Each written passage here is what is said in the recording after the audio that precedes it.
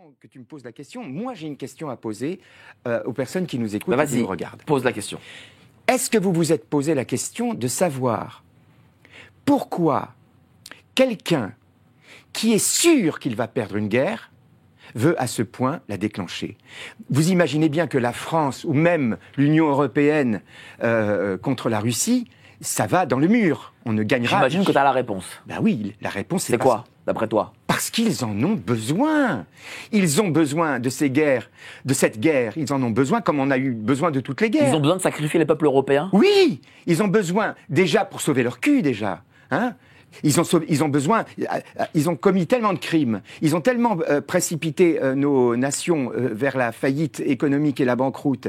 Ils sont tellement responsables de tout ça qu'ils ne peuvent s'en sortir que par une guerre. Donc cette guerre, c'est pour sauver leur cul. Excuse-moi d'être français et de temps en temps être un peu trivial. T'as raison, mais tu as raison, il faut le dire. C'est pour sauver leur cul. C'est pas pour défendre l'Ukraine. L'Ukraine, en ce moment, est gouvernée. Et il faut faire la différence entre les Ukrainiens et le gouvernement ukrainien. Moi, j'ai beaucoup d'amis ukrainiens. Quand aujourd'hui, je mène une offensive culturelle en Russie, c'est pas contre les Ukrainiens.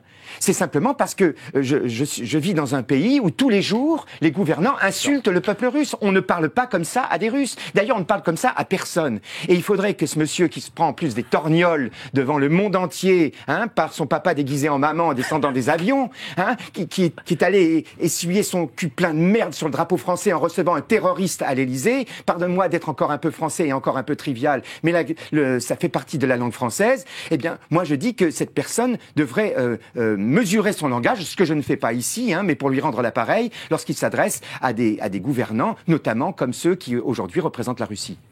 Je vais te dire, mon Francis, tu es une bouffée d'air frais, en tout cas dans ce pays, et j'imagine...